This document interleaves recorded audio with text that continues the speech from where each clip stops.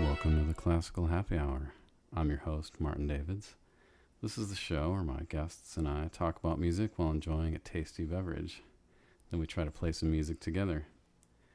Today's guest is Brandon Acker. Hi, Brandon. What's up, Marty? Good to see you. You too. It's nice to be here. So tell me a little bit about what you do for work these days. Well, I gotta get that nice Manhattan sound there. Let me try this thing first. That is a good Manhattan. Work, yeah. Marty is famous for his Manhattans. I wear a lot of hats these days. I have my standard gigging hat, concerts on continuo, solo concerts on lutes and things. And then I'm not doing that. I'm doing YouTube stuff.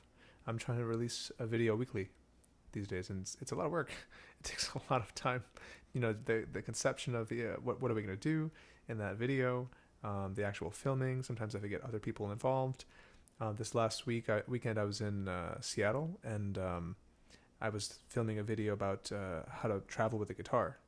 And so we had to film at the airport in different portions, like putting it in the overhead and things, getting footage, and I had to think ahead to think, oh yeah, I should get that so I can get back home and edit and make a video out of it. So the YouTube thing is very time consuming. And then my wife and I run an online music school, Arpeggiato, and that's its own world of work. We have around a dozen teachers, a little over I think we're at like 70 something students right now internationally, and besides that, I find little things here and there, but really it's the online school, the YouTube game, and then the some teaching. I'm out of my own private lessons, and then my gigging. Nice. Sounds like you're pretty busy. Yeah. So I don't know anybody that plays the lute or theorbo that, grew up playing the lute or theorbo. So how did you end up doing that? That's true. I don't know anybody either, at least not in the States. I know some folks in Europe are doing it these days. It's getting more common, especially like people are starting gamba and harpsichord and lute at like 7, just amazing. And then no wonder that you get these prodigies coming out of Europe. So for me, I got into electric guitar first, rock guitar. My mom was a super kind of metalhead, 80s rock Nice. fan, and my brothers my friends used to call her Mama Rock, and she used to travel around and dance with the band Cheap Trick. Really? Yeah, and so she got us Just started. like a groupie? Well, that's our. Yeah, we think so. Probably. But yeah, she had a great time with this band dancing. And so she introduced us to her friend, who was this kind of really cool rocker guy in Middleton, Wisconsin, famous in the town for his really great electric guitar playing. And he even had a guitar that had a skateboard, like skateboard wheels on it in front of it. And he'd solo, and then he'd throw it on the ground, and he'd skate his guitar across the stage. And we started taking lessons from this guy, my twin brother. I have an identical twin. We started taking lessons in his camper van down by the river. The two of us together. It's not creepy at all. Nope. And but he was super cool, and we would play that skateboard guitar, which was really nice. Wow. Did you ride it as well? I wrote it. It was really cool. And so we did that for a little while, and played in some metal bands. I got really into one group I was in, and we did a couple CDs, a bunch of concerts. Kind of a headbanger band. I had long hair, and just it was a really great time. Mosh pits, and I used to have a wireless guitar controller that so I could like jump in the mosh pit at the end, while playing the last song. I had a great time, and that led to classical guitar because just before college, I was in choir, and my choir director saw that I had potential but wasn't really like doing much with it in terms of like segueing towards college. He was like, and then one day he looked at me and he said, "What are you gonna do though?" And I said, "Oh, I'm gonna play guitar." And he goes, "Yeah, but you're not really. What do you mean? What are you gonna do exactly?" And so he sets me up for a mock audition in Whitewater, Wisconsin, where they had some mock auditions for college. You get a practice run at getting what it's like. So I show you. He goes, I signed you up for this thing. You're gonna play classical guitar. Give it a shot. So I learned a piece, Canarios by Gaspar Sanz, which is actually a Baroque guitar piece. It's kind of cool. And I show up not knowing what I'm doing at all, and play for this guy. And he's kind of looked at me like kind of confused, and but he sees that I have some ability, and he's like, maybe you should come to my house for lessons every week. So I started coming to his house, and I'm getting really into classical guitar. Long story short, I get to Chicago. My guidance counselor recommended it for a sound recording program. I was also doing audio stuff, recording my band, recording other people. So I show up to DePaul, where I'm going to be a sound recording major with my instrument being classical guitar. And then maybe pick jazz or classical. So I kind of arbitrarily picked classical, still not really being a classical guitarist.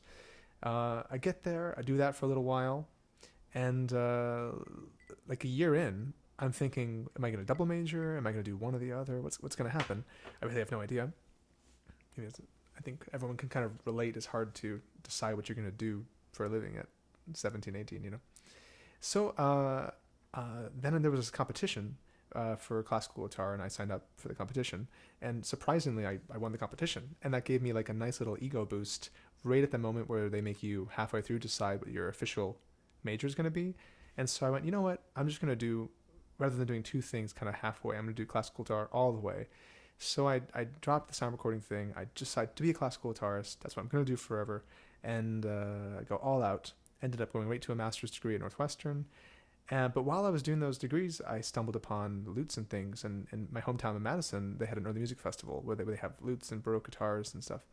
And so I go there and started playing some theorbos and things. I thought they were 10 times cooler than a classical guitar. I just was amazed by it. I think any rock guitar player is naturally impressed by a theorbo. It's just super cool. Everyone loves a theorbo. Well, it's like you can play the guitar and the bass, right? Exactly right. And that's just one instrument. You don't need another guy. Totally. It's super cool. Can we swear on this podcast? Sure. It's badass. So I did the classical guitar thing for a long time, but then when I started playing these instruments, I thought they were so cool that I started finding them. I found a lute at the Old Town School of Folk Music. My friend was working there, and he knew I was interested in early plucked instruments, and he goes, "You got to get over here. There's this elderly woman selling her lute, and she didn't know. She found it in her attic. She didn't know where it was from." And she goes, do you know what this is? And I said, that's a Renaissance lute. And she goes, can you play it? And I played a little song. And she goes, name a price and it's yours. And I go, I'm in college. I don't really have any money. And she goes, just say a price. And $20. Well, maybe I should have. I didn't want to be rude. And so I had not much in my bank account. So I was like $600.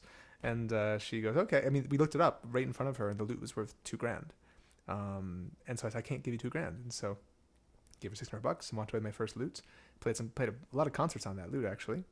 And then little by little collected instruments. And the funny thing about early plucked instruments is once you have one, you're kind of the early music aficionado on that instrument in the town, because there's not enough of us. It's like suddenly if you have a lute and you can tune it, you're the early music guy.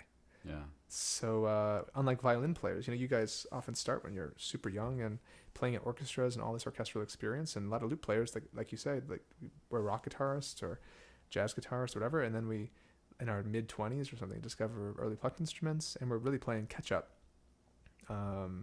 So that's kind of the story. Cool, yeah.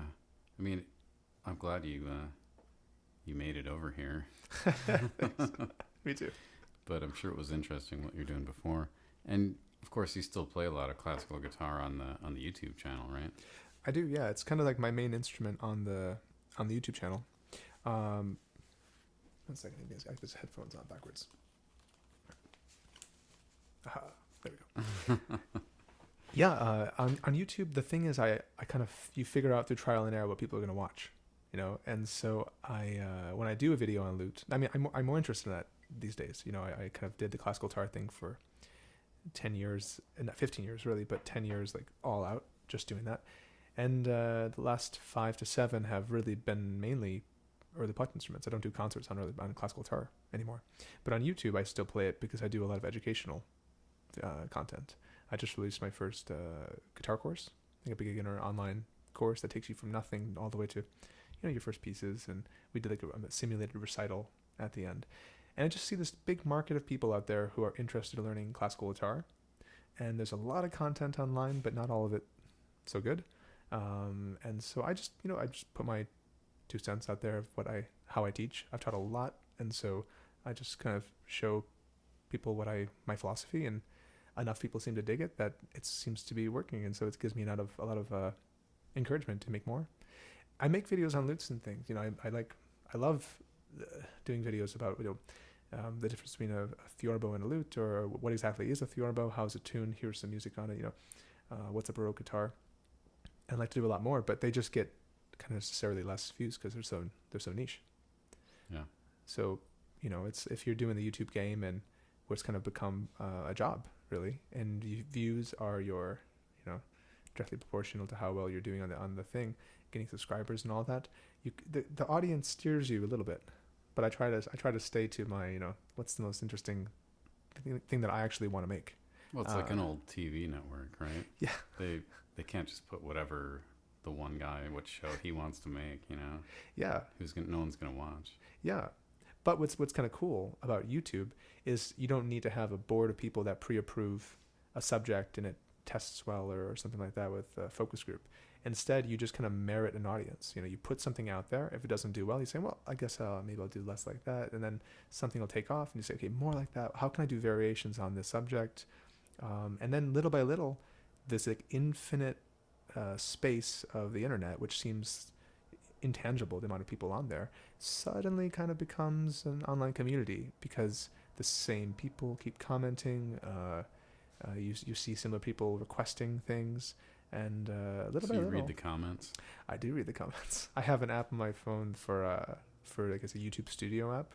Yeah, all this. It's great, and all these analytics and everything in there, and I try to respond to all the questions if they're serious. Sometimes you get some random thing, but most of my comments are really, really nice. So, and people just genuinely curious. Hey, what pitch are you playing at? Are those gut strings? Why do you use gut strings? Do you play with nails? Do you don't play with nails? Where do you get an instrument like that? What's your big thing lately? Is the cutting your nails off? I flip-flopped twice in the last month. I went no nails. For a concert in Minneapolis, or not Minneapolis, in Brainerd, Minnesota, I went no nails with gut strings, and then I did a full solo recital, no nails, and then I kind of let them grow back in. I grew back in a little bit, and I just did a wedding over the weekend on classical guitar, because classical guitar is a little bit nicer with nails, and so I let them come in a little bit. But I go back and forth, and it's like this huge subject for lute players and guitar players. It's like to play or not to play with nails, because it really changes the sound. My thing is 100%. I don't like a nail on the thumb, because that's what classical guitars do. They have a nail on all the fingers, but the thumb, my teacher convinced me, is such a round sound with the flesh, especially on early instruments with like double strings and things. It sounds so good with those gut strings and the bass to have flesh. But the fingers though are so nice to have a little bit of nail mixed in with the flesh, because it gives a bit of precision to those high notes, and especially on theorbo, we know that historically people did it. Like we have like in treatises, Piccinini says, talks about keeping your nails long with the fingers and using them. We have even some paintings where you can see the nails. So we know they did it, and some people did, some people didn't in the Baroque period. So my thing is that I keep going back and forth when I have a moment to experiment, and it totally changes. I imagine it's something equivalent to playing a modern versus a Baroque bow. Like suddenly something very well, all gets tweaked. The parameters get tweaked, and you can make new sounds. But it takes hours and hours and hours of adjustment. For me, it took 3 weeks to adjust, because when I cut off my nails after 15 years of having them, the flesh was so soft, like a baby's butt. It was like, and it was so fragile that I played on the strings for maybe 3 hours, and then it was so irritated and so red that I couldn't touch anything with my hand for 24 hours. And I had a recording session the next day. So I glued on to fake nails and played a recording session with them. And then I took them off, and I just kept wearing down my fingers, playing, and then I let them rest for a day. and then little by little they built up enough of some calluses, I guess, so I could play without. So Now, I is think that like unusual for guitarists to glue on nails? it's not crazy. It's not crazy in the guitar world. It's not unknown. No, because some people have fragile nails that just like naturally soft nails. If you start talking to people about their nails, you'll realize and start looking at their hands. Everybody's got different nails. Some people have very flat nails. Some people have very nails with like a lot of like ridges in them. Some people's nails end very early on the fingertip. My nails go all the way to the fingertip, like the nail bed, before color starts, you know? So I need very, very little nail to actually use to pluck. And mine are super hard. So, so of course, Marty. Can't get anything by you. Hey, cheers, by the way. Cheers. All right, so you're playing classical guitar at like 18 or something, and you win this competition at DePaul. But you thought you were going to be a classical guitarist as your life? Yeah, I really did. I thought I discovered my thing. I mean, you know how in life you do like. Had you ever met one? I didn't know anything about classical guitar. In fact, I think I saw one classical guitar video on YouTube or something, and I thought it was lame. I mean, I saw this guy in like a tuxedo, playing with like a cloth on his guitar and things, and it's so proper and formal. And I was a headbanger playing in bars. You know, I thought that was the cool thing.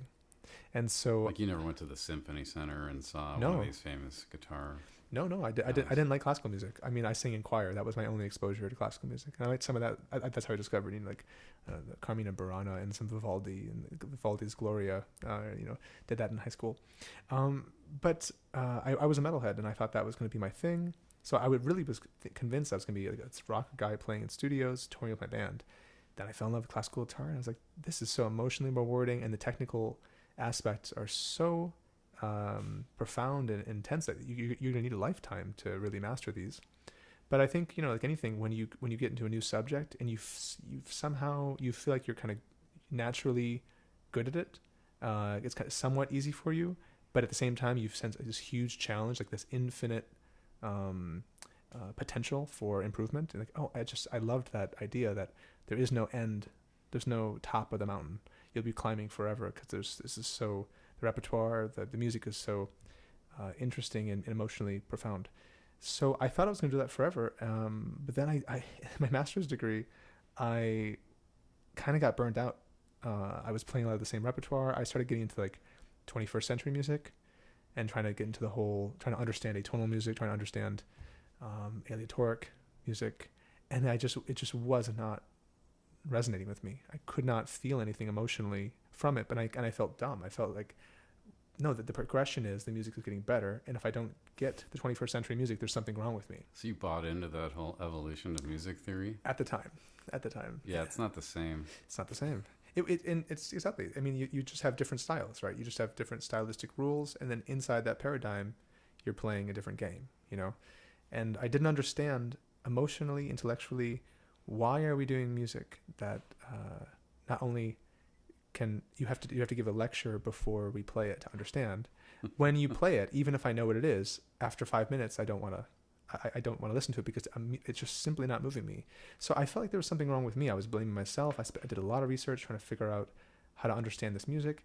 And while there is some new music, of course, I love. The vast majority of it I would realize wasn't my shtick. So when I discovered early music and going backward, I realized the music got more and more and more beautiful, and there ain't nothing wrong with tonality, you know. No, it's more like the devolution of music. Yeah. But you know, you talk about it doesn't make you feel anything, but it did make you feel like anxiety, and I think sometimes that's the point. Like this expressionist music, it's supposed to make you uncomfortable, and that, you know, it was coming out of a dark period with all these world wars, and you know, that's what that's a really good point. Were trying to say. But you can't live on a diet of that, you know. Actually, you just reminded me of maybe the best new music experience I've ever had. I went to Lyric Opera, and I wish I knew the name of the show, but it should be obvious to those who know it. There was a new opera at Lyric Opera in Chicago about a women's concentration camp during World War II, and it was just brutal. I mean, it was so emotionally intense, and the music was appropriately emotionally intense and, and atonal and hard to follow. But when they were singing it and I was following, I mean, there was this perfect synthesis of sound and feeling and image. I was like, if they played a major chord at any point here, it'd be so strange that this is exactly right. So, but then like 2 hours went by, and I was getting a little bit desensitized to the sounds that I couldn't quite recognize. And then in the show, it was the most beautiful thing. There was a scene where there's kind of like a prison camp, and they've discovered there's a famous violinist in the camp, and the warden of the thing says, you're going to play the German national like theme or something like that for us for the whole prison camp. And the character realizes that they're going to shoot him after, no matter what. And so he goes out there, and in a moment of brilliance, this guy just goes, screw it, and he plays the Bach chaconne instead of playing this German national thing. And they let him go for like a minute, and then he gets shot. And after 2 hours of not hearing any tonality, hearing the Bach chaconne was the most beautiful thing in juxtaposition. And so I went home and had to listen to it again and again and again. And it was one of the experiences that just made me realize just how much I love Baroque music, even more than Renaissance. I think after Renaissance, things get a bit stranger to my ears and harder to follow into medieval, and I can't really map on my emotions as easily. But there's a sweet spot in the 17th century especially that for some reason emotionally just gets me every time. I think we all have to find our own little sweet spot in the history of music. And for some people, it's 21st century music, and that's okay. So you mentioned your YouTube channel, and so how many years has that been up now? Long time, actually. I've been playing the game for a while, but only seriously for 3 years. So I've been on YouTube since 2007, I think, 2008. But for the longest time, I was just uploading. For 10 years, I just uploaded videos of me playing. My mom had a good camera and a good kind of like camera backgrounds to the studio, and so I did some early videos and put it up there, and some of them got some good views. But I thought I was just going to be this YouTuber who did performance videos. A lot of early YouTube was that. There wasn't a lot of educational stuff. There was a lot of like cute cat videos. This is before the world realized that YouTube, you could spend a whole day on there, and like you can replace your TV with YouTube and watch lectures and all these other things. So around 2019, this kind of famous YouTuber guy, Rob Scallon, it's a kind of metalhead guy who does all these he's a really funny guy and talented player and everything. And he found this video of Elizabeth Kenny, this really great English theorbo player, doing kind of saying, "What is a theorbo?" And it went viral. It was like with the Age of Enlightenment YouTube channel, and he discovered what a theorbo was for the first time. And he goes, "That's so cool!" And he goes, "We got to find a theorbo player." And they put a call out. They're looking for people, and his guy who works for him calls me up and says, "Hey, there's this guy Rob Scallon, and I've heard of him." So I was like, "Oh, I know Rob. I've seen him on YouTube, and he'd like you to come show him your theorbo. Where do you live?" I'm like, "I live in Chicago." He goes, "Oh, Rob's here too." Turns out we live like 2 blocks from each other. And Nice. so I go over there and we filmed this video. I just teach him about theorbo, and we had a good time. The video is amazing. The video did so amazingly well. It got, right now it's almost 6 million views. And that just gave my channel a huge just firework of attention. So people were flooding over there all of a sudden. And so in 10 years, I only had 6,000 subscribers, and I wasn't even monetized. And then that happened, and Rob looks at me and says, "Time to monetize. Time to take this more seriously." And at the same time, my wife was telling me, "You should do more videos speaking," because in the video there was a great response in the comments to just me just talking about the instruments. And I thought my channel was all about performing only. And so I started doing a bunch of videos where I just teach a subject, and the channel did better and better and better, and I just kept doing more videos. And it's one of the coolest things that happened in my life is that my YouTube thing has become a job and like a passion, and I've even started to get recognized when I travel from the YouTube channel. It's the most bizarre thing ever. So I'm loving it. I'm just gonna keep going, seeing where it takes me. So do you think it's had an effect on like the way you play or the repertoire that you play? Because if you've got to do a video every week, I mean, it can't just be stuff that you already know. You've got to be learning some stuff too, right? That's where being a professional gigging musician comes in handy, because I'm taking lessons every week, also, and I'm studying with my teacher who's in Spain on Zoom. I've been doing that since the pandemic started. And because I'm playing concerts all the time and I'm constantly studying and reading treatises and trying to get better at my instruments and teaching, that all those things kind of give me food for thought. So I'm teaching a lesson on, I have one theorbo student. I'm teaching the lesson on this piece by Kapsberger. And suddenly we start talking about a cool idea in the piece, and I realize, hey, this would make for a good video. Or I'm teaching my guitar lesson 4 days ago, just before I fly to Seattle for a wedding, and my students, I said, I'm gonna play guitar at the wedding, and they go, well, wait a minute, how do you fly with a guitar?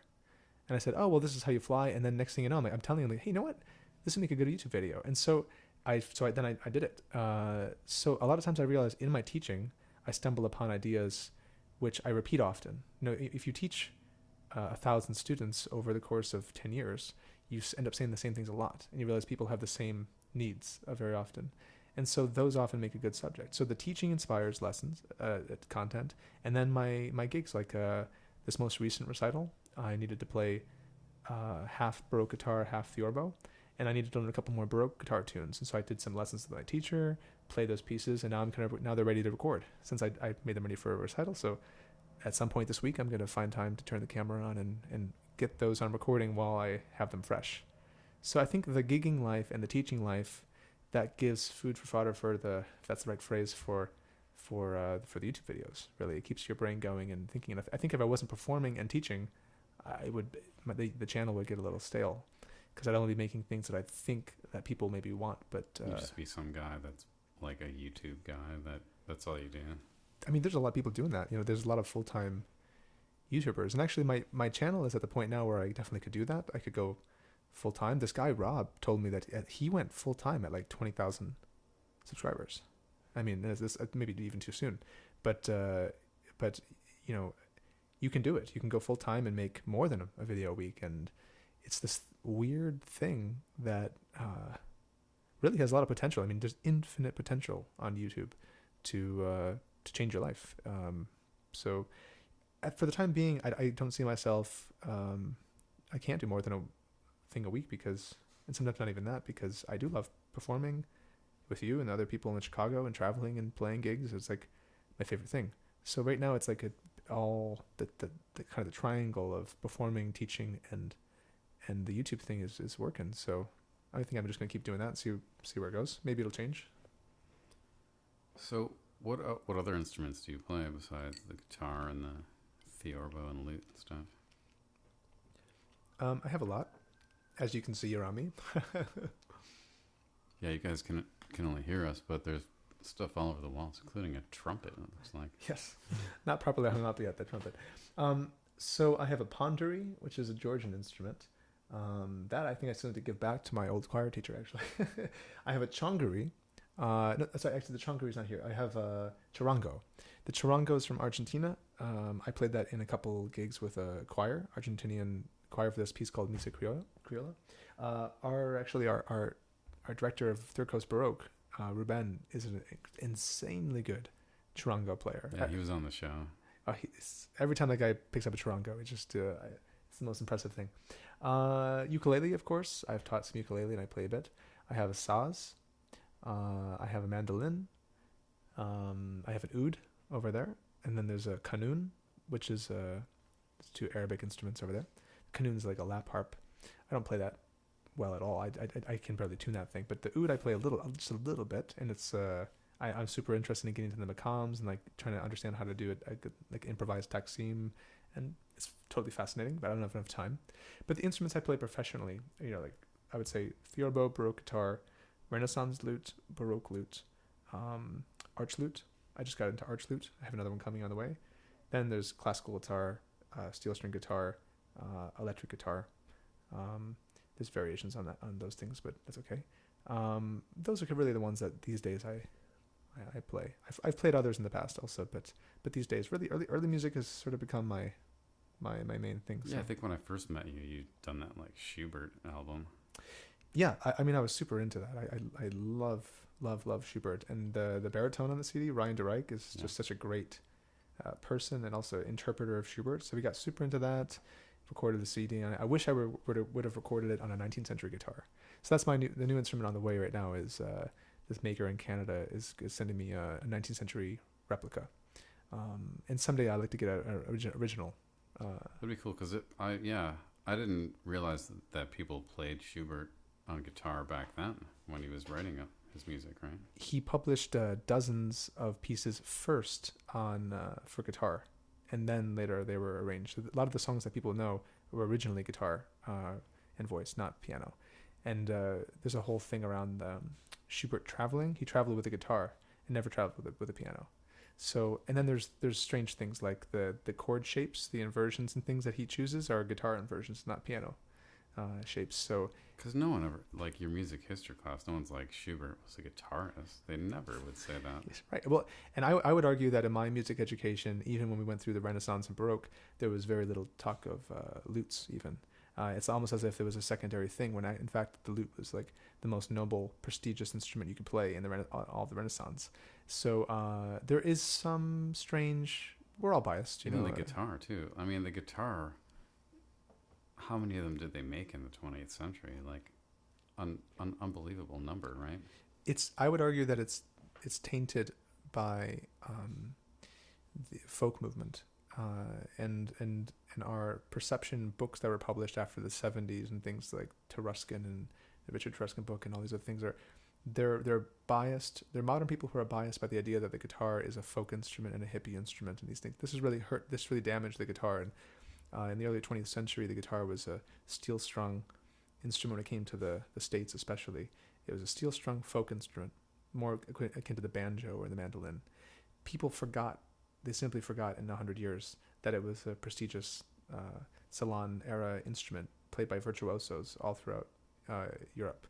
So, I mean, the classical guitar is an amazing instrument, especially in the 19th century. Schubert played one. He was in all the guitar circles of the guitar virtuosos like Giuliani and Merz in Vienna and Paris in the 19th century. And he had one. I went to his house as part of some research for the CD. I went to his house in Vienna, and saw his original glasses and his guitar.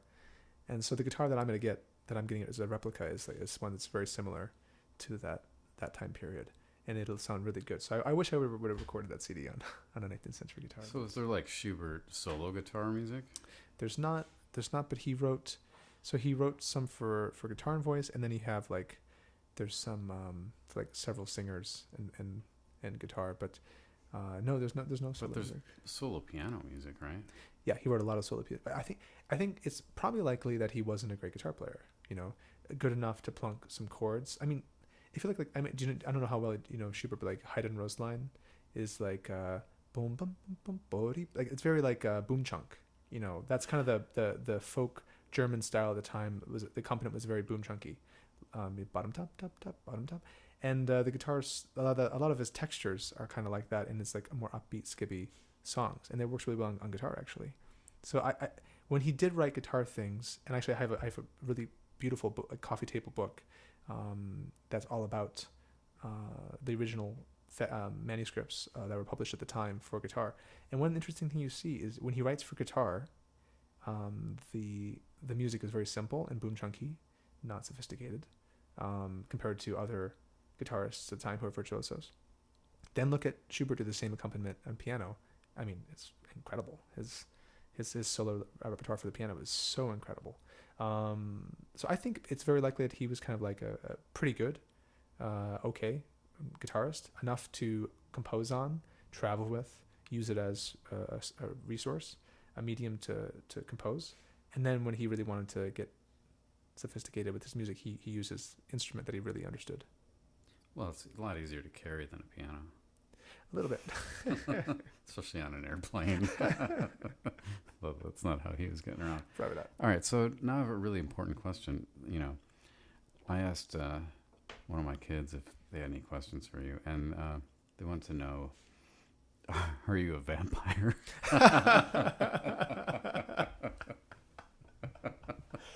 Well, I guess this is the time and place to tell you. I mean, it is nighttime. I was wondering why you pushed back the time of this session. I wouldn't allow you to reveal. Also, is that garlic I smell? What is that? It's true. There's this big YouTube conspiracy that I'm a vampire, apparently. And I am. I don't know. I guess we'll have to find out. Okay. Yeah, it's better not to answer. So, I think we're getting near the end here. So, do you have anything cool coming up that you want to let people know about? Well, something I'm really excited about. Two things that are coming up that I think I find really exciting. Well, three, I guess. One is Haymarket Opera is doing one of my favorite operas ever, Popea, L'Incarnazione di Popea, the Monteverdi. I'm a huge Monteverdi fan. I think the early 17th century Italian music is just the best theorbo music. It's so meant for that instrument. So that's exciting. It's going to be great. It's going to be here in Chicago in September. After that, I'm doing my first ever performance at Lyric Opera. They're doing a collaboration with Joffrey Ballet. And I played with the Joffrey at the Auditorium Theater. It was my biggest gig ever. It was 10 shows, 4,000 seats, and I'm amplified on the theorbo, and playing some folia solos. I play a big folia solo on theorbo, and then I have to instantly switch to baroque guitar and do a baroque guitar solo, and they have me mic'd so loud. It's like a rock concert, and so that was really intense, but really rewarding. And we're going to do that now at now the Joffrey moved to the Lyric. And so I've never played at Lyric. And since I was at DePaul when I was 18, I remember coming to Lyric and thinking, if I ever play here, I will be happy. This would be a dream to play in this amazing space. So I finally get to do that in October. So I'm pumped. That's great. And then after that, another thing I'm really pumped about is, as I've been interested in early music, browsing the internet and CDs and things, my favorite soprano that I've ever stumbled upon is Hanna Blaznikova. I think I'm pronouncing her name wrong. She's this incredible soprano. I think she's from Czechoslovakia. Very dark-haired soprano. She's sang in Popea in the Elliot Gardner traveling tour. She's singing that trilogy. Anyway, she is just one of my favorite singers that I've heard, modern singers that I've heard singing early music. And I was invited to join a tour with her and Bruce Dickey, the cornetto player. And so we're going to tour through Canada, Montreal, and Vancouver, and a little bit in the U.S. And so it's going to be an eventful fall. I'm pretty pumped. Cool. When's that? That's going to be end of February is where we start in Vancouver, and then we're going to go all the way to mid-March. No, sorry, no. Oh yeah, no, sorry, I'm wrong. That's in the. A light fell. We're okay. Yeah, everyone's all right. Everyone's alive. No, I was wrong. That's in end of February, early March, and yeah, it should be really exciting. Cool. All right, and finally, is there anything you want to ask me? Wow. Where do you store your collection of leather pants, Marty? Just in my walk-in closet. Do you only have one pair, or do you have many? I'm on my second pair. You wore through them? Well, I was really pretty young when I got the first pair, and eventually I had to go up a size. Makes sense. I do have questions to ask you, actually. So we're similar in that we didn't start in early music, and we both have a little bit of a rocker background. Am I right? Yeah, I mean, I definitely played in a rock band. But what did you do? Did you play violin in the rock band? Yeah, I played electric violin. Awesome. In fact, that's why I bought my electric violin back in the early 90s. Whoa. To play. Yeah, I had a pickup, but it would always feed back, and especially if you're playing at a big club or something, you know. It's playing in sort of the dive bar scene around Fort Lauderdale in the early 90s. Wow. With a band band I was in, and also, occasionally subbing in with other bands if they wanted a violin. Was it a good band? I mean, it was okay, but I think playing violin in a rock band is never going to be enough for me. Well, I mean, why wasn't it satisfying? Well, because you're just never, you're the star, like maybe for part of a song, but it's not really about you. You're very subsidiary to what's going on. That's true. I when I was going to rock shows back when that was my main thing, I did have that vibe. It was always like a secondary thing. Yeah. Yeah, but is this something that you got sick of at some point, or I mean, what made you stop doing it? I mean, I think when I realized that it wasn't making me happy, and that I needed to maybe focus my efforts in other areas, I quit the band I was in. But I still have the instrument and have used it. And in fact, in grad school I started like an electric baroque ensemble called Discontinuo. Dude. And we did a hilarious demo CD. I'll get you a copy. Oh, I can't wait. Yeah, it's got great stuff on there. All these years, and I'm only finding out about this now. Oh yeah, no, and at Michigan, I played like the Bieber Passacaglia in front of all the violin studios, and just with serious effects on it and stuff. Amazing. You played the hell out of that piece. I really enjoyed. You played it on a Third Coast program, one of the first ones, the big Chacona. That was was that the election night one? Yes. No, it wasn't. I wasn't on that one. It was I think the one after that. Yeah. I just started trying to play that piece on lute. It's great on lute. Also. That's not actually his only chaconne. So, in fact, there's another one it's not an unaccompanied one, but I've heard it on lute before, actually. The other one. Oh. Which is kind of cool. The G minor one? I forget what key the other one's in. It's from the 1681 set. Okay. Yeah, I'm not sure. It's not from the Mystery Sonatas. Yeah, I remember, but it's the famous one. I think it's the one that you played. I just started playing it on. Yeah, that's G minor. Yeah. Yeah, I just started playing that on lute and working through it, and sounds great. You can do a lot of extra. You fill out. I think it's natural to fill out the sound. You add the bass line the whole time. You add some extra harmony, thirds, and things, and it's so beautiful. Yeah, I mean, when you play unaccompanied violin music on a lute, I'm always a little jealous of what you guys can do. Yeah, but at the same time, I mean, even the Bach Chaconne, I mean, we can fill it out, but there's something about the genius of how idiomatic it is on the violin that it's hard to replicate. Sometimes something is so easy on the lute because there's no jump or shift in the hand, and you lose some emotion. I feel like when you listen to the lute versions of the Bach Chaconne, it's almost some parts are almost too easy and some parts are too difficult. Some things are so easy on the violin that are so hard on the lute, with double strings and all that. It can get cumbersome. But certainly having frets has got to be an advantage. It's an advantage. There's those little chromatic bits that I'm sure are easier, but I think we just focus on different things in those moments. Yeah, a lot of chords in that piece. No. Anyway, I think we're gonna head towards the break and then come back and play something. I think we're gonna do something that we often play at my Christmas concert. This arrangement of La Monaca. And anyway, thanks for listening. Please subscribe to the show, and if you can give it 5 stars on Apple Podcasts or Spotify, and tell everybody. And